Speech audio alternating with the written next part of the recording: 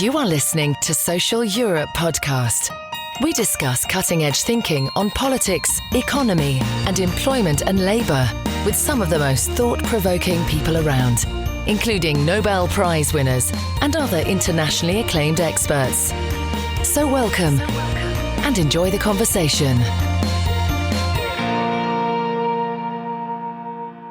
This episode of Social Europe podcast is brought to you by the Zaid Business School, University of Oxford. Maximize your effectiveness in the changing global business environment with the postgraduate Oxford Diploma in Global Business. Taught in 4 short modules over a year, the program is designed to accelerate your career and increase your impact while minimizing the disruption to your work and family life. Learn alongside senior executives from around the world and develop a lifelong network. Visit the Oxford Diploma in Global Business website to find out more. Hello everybody and welcome to Social Europe podcast. My name is Henning, Meyer, Editor-in-Chief of Social Europe. Today I'm in conversation with Friederike Otto, who is the Acting Director of the Environmental Change Institute and Associate Professor in the Global Climate Science Program at the University of Oxford. We are talking about the effects of man-made climate change on weather events and what kind of policy reactions could be implemented in order to alleviate the effect. As always, I hope you enjoy the conversation.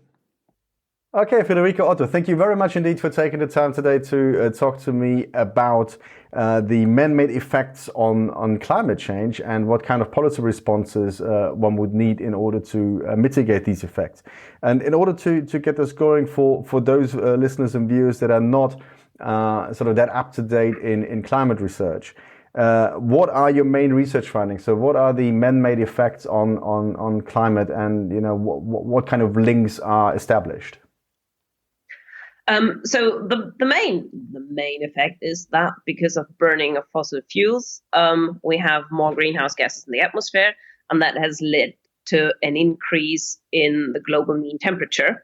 And what my own research is particularly on is what does an increase in global mean temperature mean for our weather? Because global mean temperature doesn't kill anyone directly, but it is through the changing intensity and frequency of weather event, and particularly extreme weather event, that actually climate change manifests.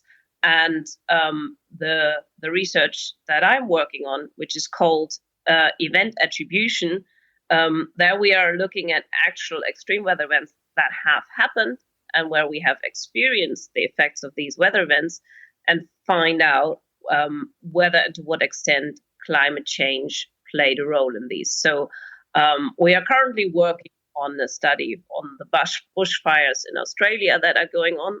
I don't have results for that yet. But we have done many studies on heat waves. We have done studies on floods, so a very prominent one were, for example, the rainfall associated with hurricanes like Hurricane Harvey, where we have seen that because of man-made climate change, the likelihood of the intensity of this intense rainfall that we've seen has increased by a factor of 3. For heat waves, the numbers are quite different. So for the heat waves in Europe that we've looked at, for example, in 2019, so this last summer, there was a heat wave at the end of June in France.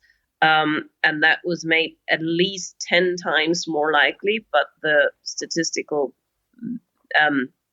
average is more like 100 times more likely. So that's a quite a different order of magnitude. But not all extreme weather events are being made more likely because of climate change. And the reason for that is that there are basically 2 ways how climate change affects weather. So the first one is because we have more greenhouse gases in the atmosphere, we have a higher temperature overall. And so that means a higher temperature overall is that we have an increased risk of heat waves, a decreased risk of cold waves, and also a warmer atmosphere can hold more water vapor, and that has to get out of the atmosphere as well. So on an average, we also see more extreme rainfall events. But because we have changed the composition of the atmosphere, having more greenhouse gases and more water vapor in there, that also affects the atmospheric circulation, which means where weather systems develop, how they develop, and how they move. And this second effect is very different depending on the region and the season and the type of weather event. So you can have that both effects go in the same direction. So you have more extreme rainfall because of warming, but you also get more low pressure systems that bring in rainfall. And so the overall effect is that you have a stronger increase in extreme precipitation than you would expect just from the warming alone. But it can also be in the other way around, that either you have, in principle, an increase in rainfall because of the warming, but you get a bit fewer rain-bringing weather systems. And so these two effects can cancel each other out. So when you just look at the weather data, you don't see any change. Or it can be that if you want, the dynamics win, so that you have, it can rain as much as it wants on a global average, but if you do not get the weather that can bring in rain, then you just don't get any rain, and you actually see a drying trend. And because these effects have a relatively complicated interplay depending on region to region, you can't say for actually when you are making decisions about a city or about a smaller scale county or so, you can't just look at the average projections of how the climate is changing, but you would actually need to look at find out what am I vulnerable to, what is my city vulnerable to, and then when you know that, it might be extreme rainfall, it might be heat waves, it might be droughts, it might be all of it together. Then you can say, okay, and for these kind of events that I'm vulnerable to, how has climate change already affected this kind of weather, and how will it change into the future? So if I understand you correctly, the mechanism and the interplay between these two mechanisms that you describe basically show that, first of all, you have to really look at microclimates, so really localized sort of weather systems, rather than a global average or anything like that. And is this also the mechanism that would explain why some people say, look, I mean, it got colder here rather than warmer, so how there couldn't be global warming? So the effects are felt very differently in different places. So I think there is a bit, there's also a bit of perception bias going on, I think, depending on what you're sensitive to. But you, for specific weather types, you really have to look you don't have to look at microclimates, which usually means really on the centimeter scale, but more on the local and regional climates. So tens of kilometers rather than hundreds of kilometers, which is usually what you look at when you look at global projections.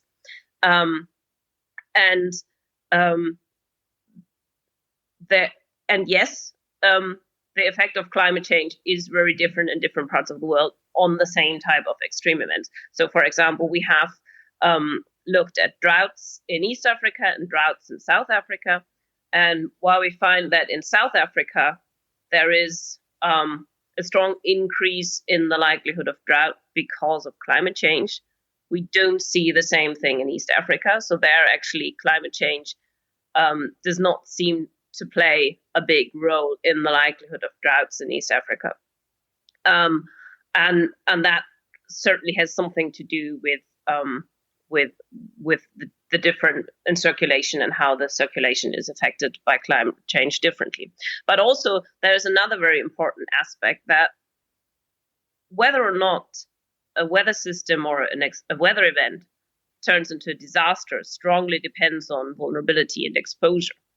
And so a good example is a drought we have analyzed with colleagues in Sao Paulo that affected Sao Paulo in 2014, and it had massive impacts. So there was huge water shortages and outbreak of cholera and so on. And we looked at the drought and found that from a meteorological point of view, it was not very extreme. It was about a 1 in 10 year event. And also, there was no change in the hazard, so no change in the likelihood of such a drought to occur. So climate change did not make it more or less likely. But then we also looked at, okay, what else has changed? And we looked at population increase in the area, which had increased, but moderately. But then we looked also at the water usage, and that had increased exponentially in the last 10 years. And so a drought that actually happened in a very similar way at the beginning of the noughties and also in the 70s, and had moderate impacts, had a massive impact in 2014 because of this exponential increase in water usage, which had nothing to do with the weather at all, and also nothing with climate change. And I think that is really important not to forget that what is the context and how are other factors changing that turn weather into disaster. And that's an interesting segue to my next question. I mean, you already mentioned the carbon in the atmosphere, and that's the main driver for climate change. But are there other factors that are driving man-made climate change? And also, are there, as you just mentioned, with the exponential increase in water usage, are there commonly found in your research other factors such as these that are contributing factors to making droughts and other weather events worse? Yeah. So first of all, there are so the biggest problem with climate change and why climate change is such a threat is CO2. CO2 is, and the reason for that is that CO2, just once it has been emitted into the atmosphere, it basically stays there forever. So it has a very, very long lifetime. So every CO2 molecule that is in the stratosphere, that will stay there for hundreds of years.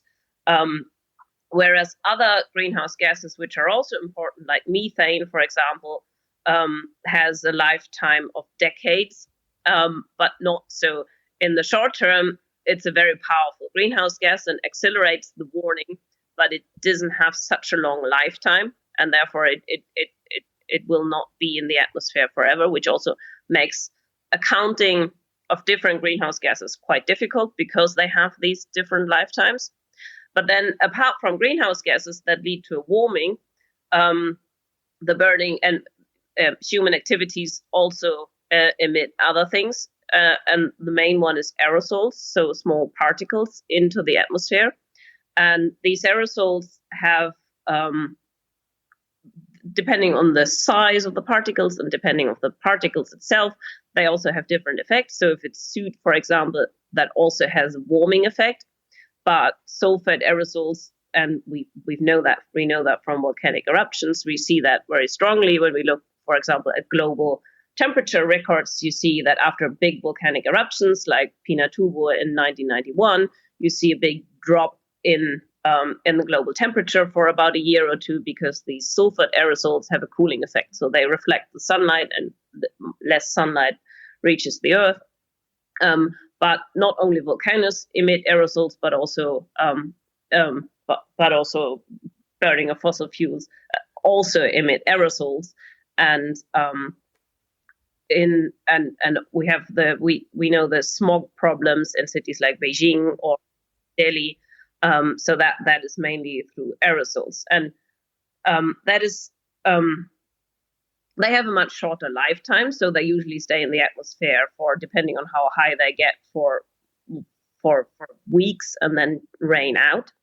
But because they are constantly emitted, they also have a strong effect on the weather. And actually, we have done studies on heat waves in India and found that there the effect from the aerosols is as big as the effect from the greenhouse gases.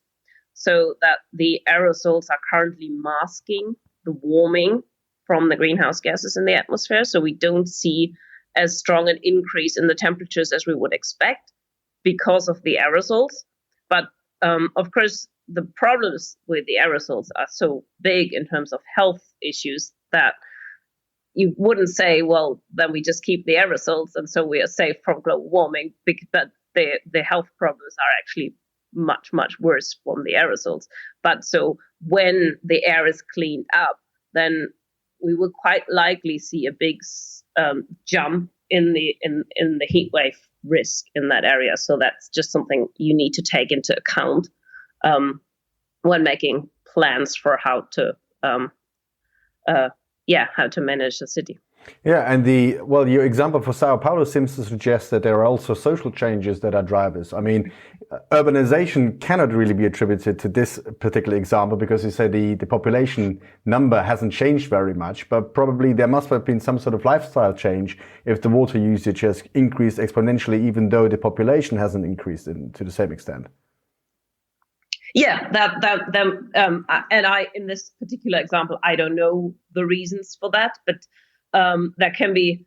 So yes, actually, to answer the second part of your question, there are also other things that have nothing to do with the burning of fossil fuels that and not anything to do with the weather event itself, but with how vulnerable we are or how exposed we are to weather events that are very important. And so water usage is one of them. But also there are things like you mentioned urbanization.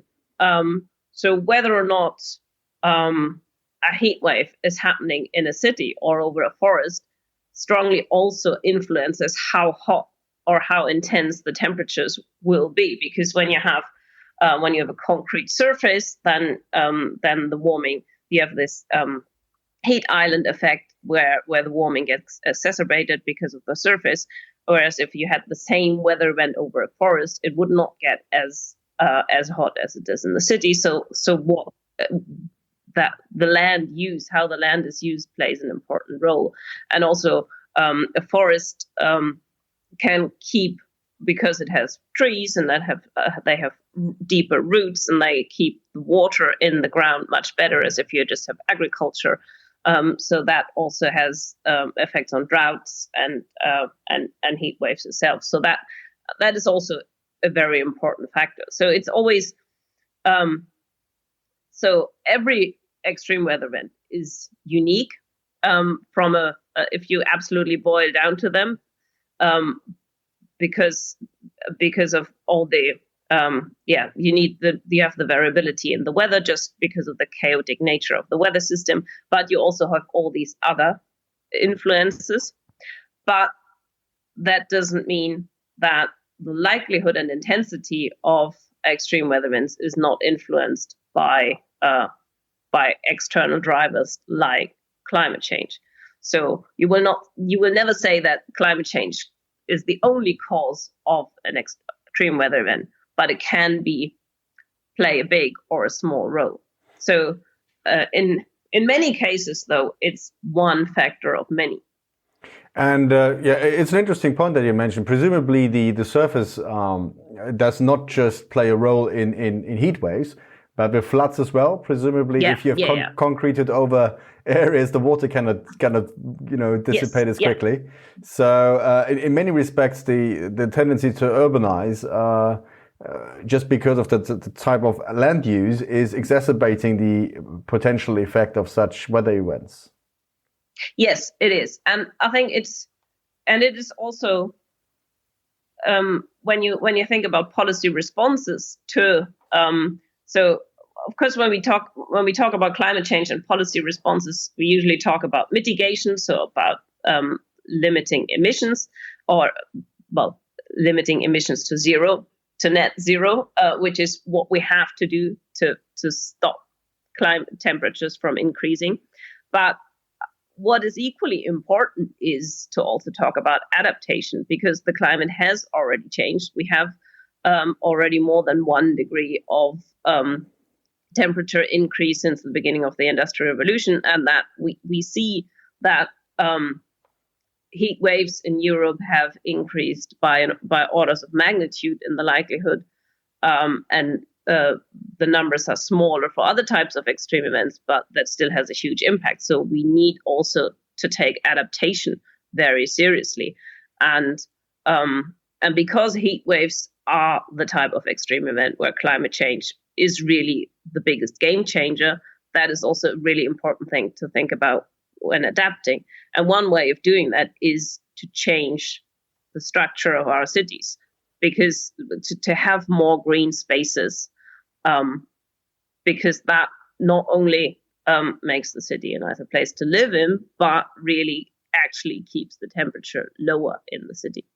And before we get to the adaptation part, which I think is important because that kind of policy area is playing second fiddle, if anything at all. But if we stay with the mitigation attempts, at the beginning of the policy discussion, where do you see the current effort, where current efforts are? I mean, obviously the Paris Agreement is the centerpiece of policy responses, but it's very much under pressure, not least since the United States decided to leave the agreement. So where do you see the current state of play in terms of mitigation attempts? Yeah. So I think the Paris Agreement is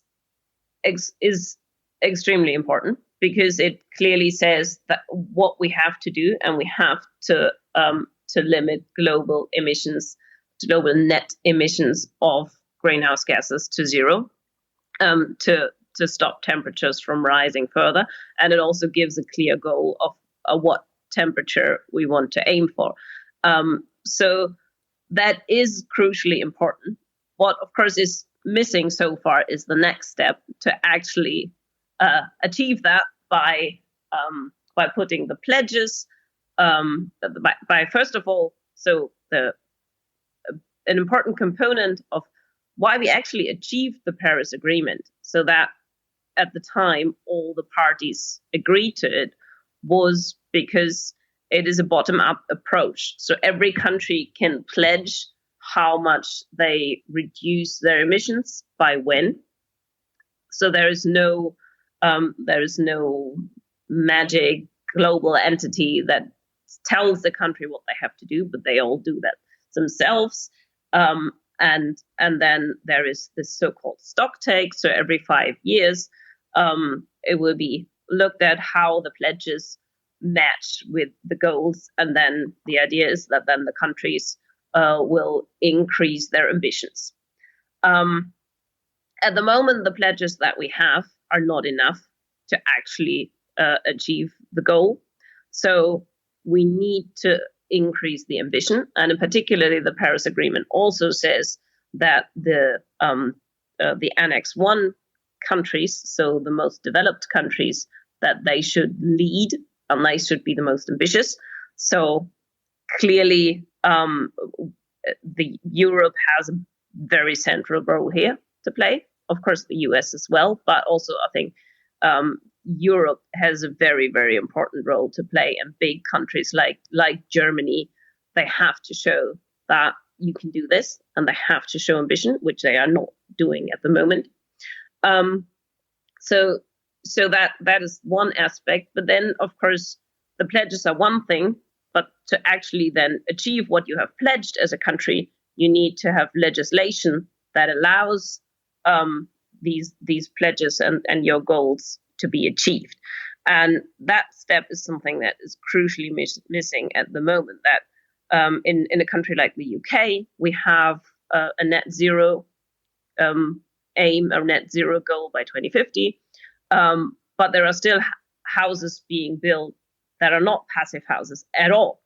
And so this step from actually, and it's a very, very important step to have the goals and the aims, but then that needs to be followed up with legislation quickly so that investors have foreseeability and know what they are doing. So investors, when I talk to people in the finance sector, they say, well, we want these legislation. We want them now, and we want them to be as long term as possible so that we know what we have to build our businesses around.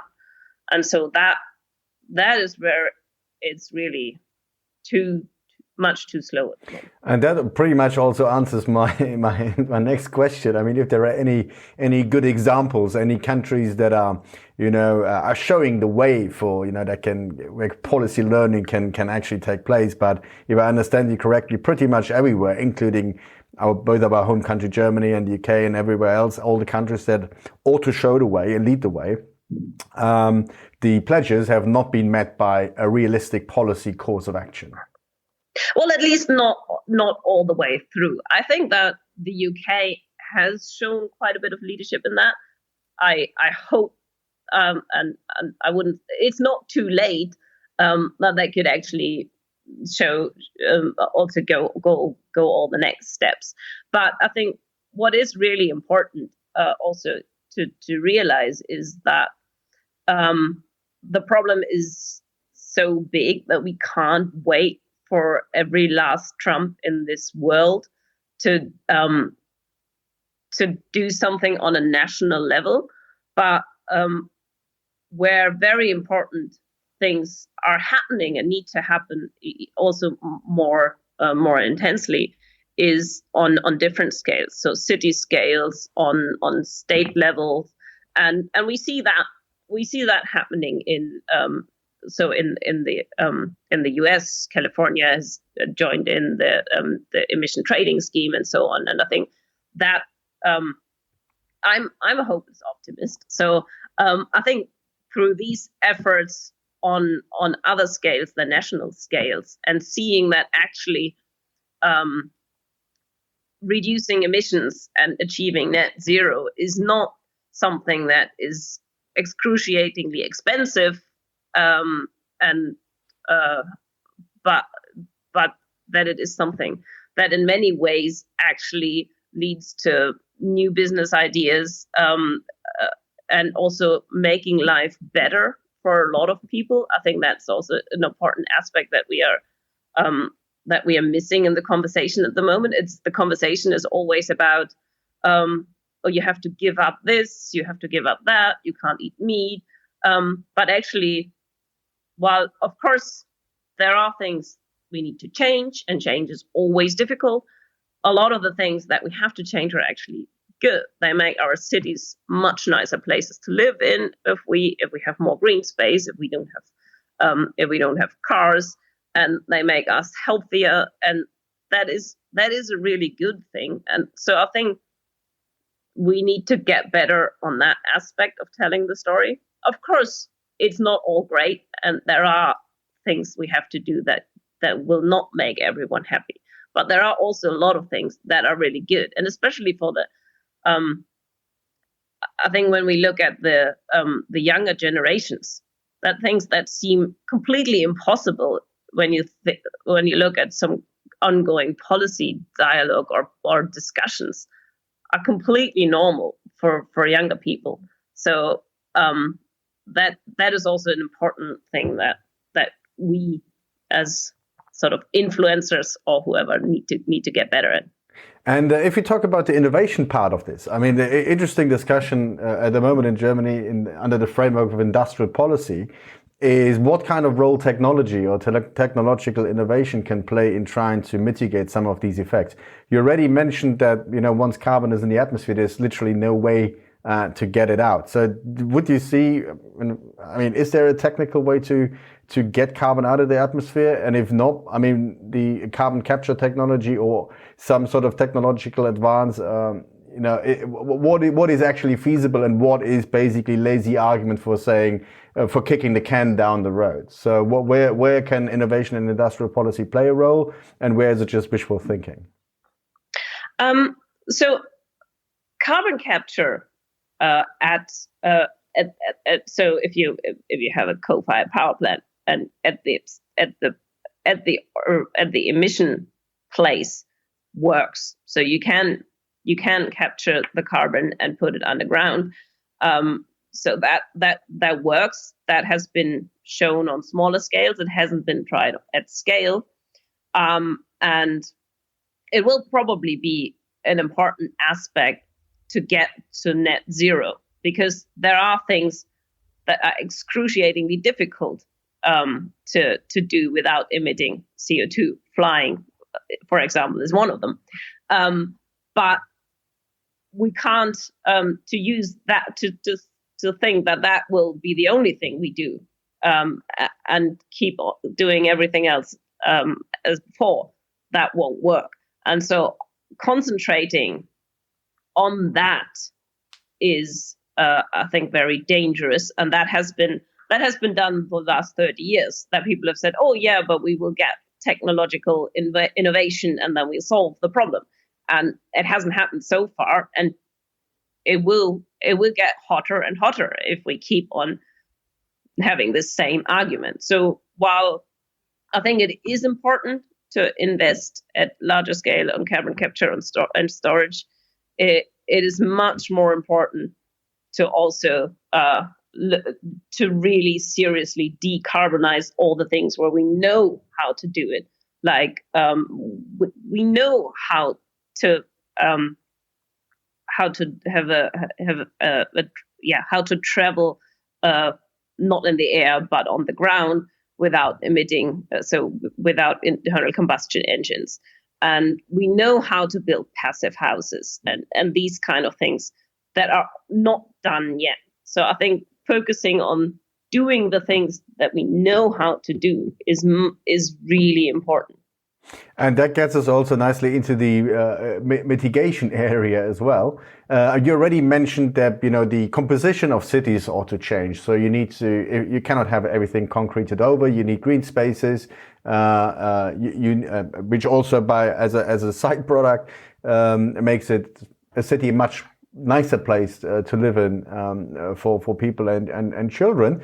But what are the other things that you would say are needed in terms of sort of adapting to the realities? So one thing that is also actually important for the mitigation is that to build houses in a well insulated way. So not only that you have to heat them less, but also that you don't have to cool them down in the summer. So I think the focus on heat waves is at this point in time really important, because that is where climate change is the game changer. So the type of heat waves that we see in the summers, in particular in Europe, is very different to what we've been used to in the past. And so that is something where a big focus needs to be on. And there are also while changing the houses and changing how our cities look like is obviously something that you don't do in 1 year. That takes a few years, or a few more years. But there are also things that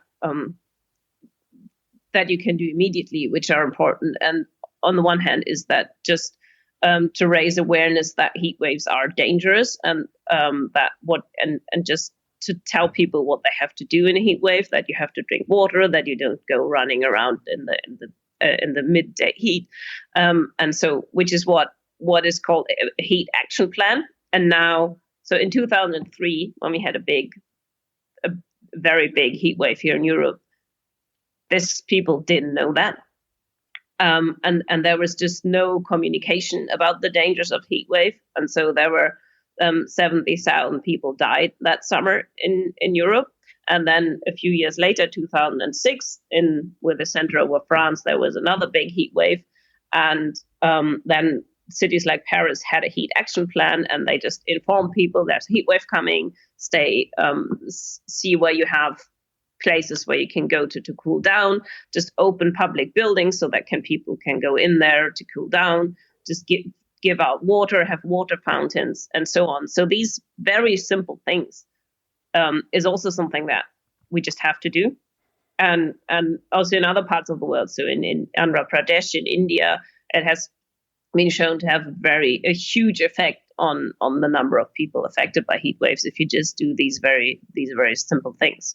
And then, of course, there are other types of events where we have more extreme rainfall in the winter in Northern Europe, for example. So there's a higher risk of flooding. That again is mainly a building issue, that you need to have floodplains without houses so that the water can go somewhere. And so these are things that again are not, you can't do overnight, but it's also something that can be done. Yeah, but interestingly, I mean, in the area of policy learning, there doesn't seem to be a lot of learning, especially if you look at the housing stock. They're actually well proven financial incentive agendas, like the KfW in Germany, for instance. I mean, I'm sitting in a passive house that I built 2 years ago on the outskirts of Berlin, and there were financial incentives to build according to these standards. And in the UK, the discussion about a public investment bank has been going on for the best part of 2 decades now, without any any kind of impact. So do you see any sort of opportunities to accelerate the kind of dissemination of best practice? I think, well, I don't really want to open that kind of worms, but I think I will do now anyway. There's always quite often when we talk about climate change and what to do about it, there is the broad brush capitalism critique coming with it. And there are a lot of people who say we can't have capitalism and solve climate change. And I wouldn't go that far because we have actually seen that we can, at least to a degree, decouple rising emissions and economic growth. We have not shown that we can that works for the globe, but I wouldn't say we also have no reason to say it's impossible.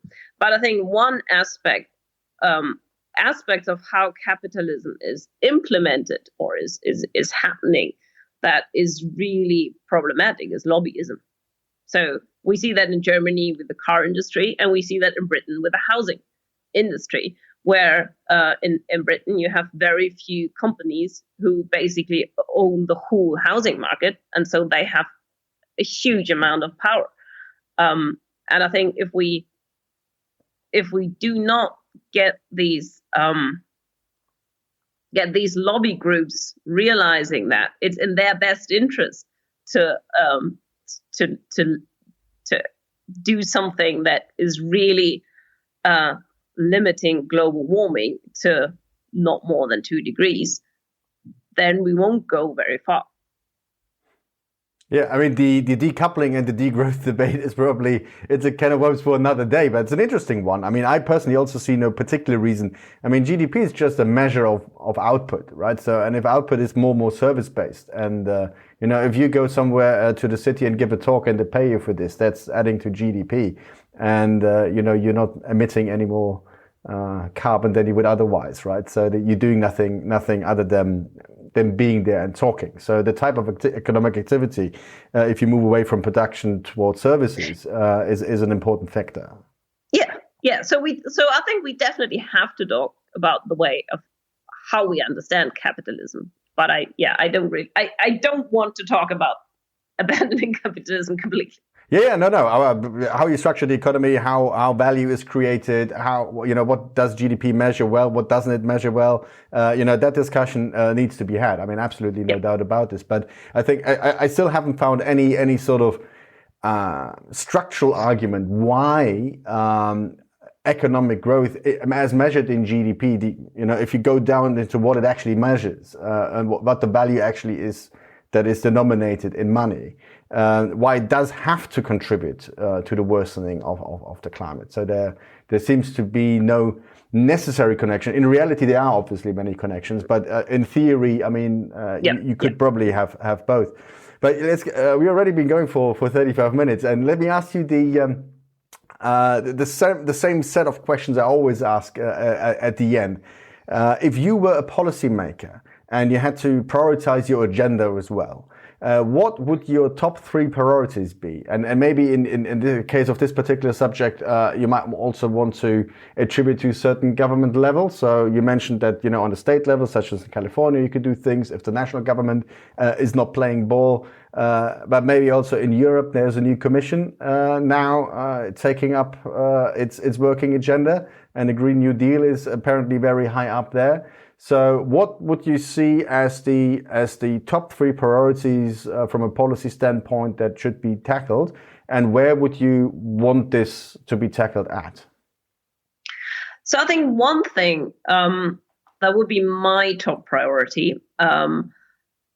is actually quite far away from everything that we just talked about, and going back to what we talked at the beginning, and that is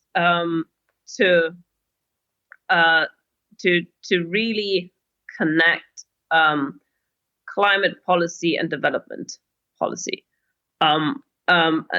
because that is not connected at all at the moment, not even on the adaptation side. So that, and I think that, and really very much increase also the budget for if you ask me about EU level and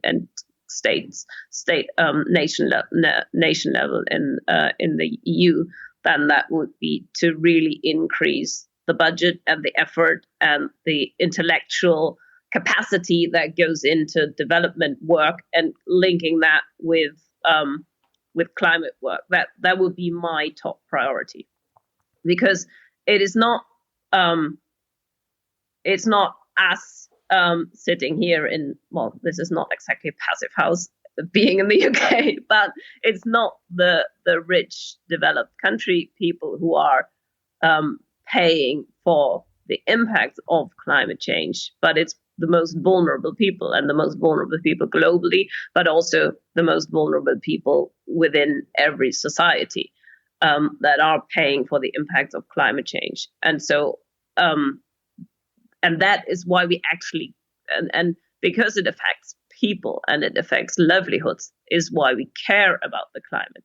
And I think without having a very serious effort on that, on realizing that and doing something about it, we will not actually really address the problem. So that will be my top priority. And I think on the other, another priority would be, and I am not a policymaker, probably for a reason, because you find out when you do it that it's much more difficult than you think it should be, would be to really follow through with legislation to the pledges on the things where we know how to do it. So that would really target the sectors where we know how we can decarbonize them. And so in the UK, that would be a big focus on the housing market and transport. And in other countries, I would need to do some research, or I would hopefully have a big team that would do the research and really see where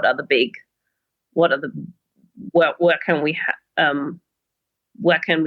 have the biggest difference, and really show examples. I think that would be a thing that is important to show on a city or on a county scale examples of a carbon neutral city or a carbon neutral county very soon, to show that it actually works. Yeah, and probably you need to present and work on good examples. For instance, in areas that are changing economic structures. I mean, in Germany, we had a discussion about exiting brown coal mining, which is absolutely necessary. But at the same time, you need to show, how these areas that were economically and socially dependent for a long time on this activity can be rejuvenated in a different fashion, and only then I think you can set a good example. So when it worked in the Lausitz, that the next door neighbors in Poland might think, okay, well, we are part of this problem as well, and they did it successfully next door. I was going to say in Poland is actually the good example, but yeah. Yeah, we can the emulation of of best practice and actually finding as best practice. Yeah. Okay, Friederike, thank you very much indeed. This was a fascinating conversation, and I think one that a lot of policymakers need to take more to heart. I mean, the trade-offs in policymaking will always have to be made, but the response so far has been woefully inadequate.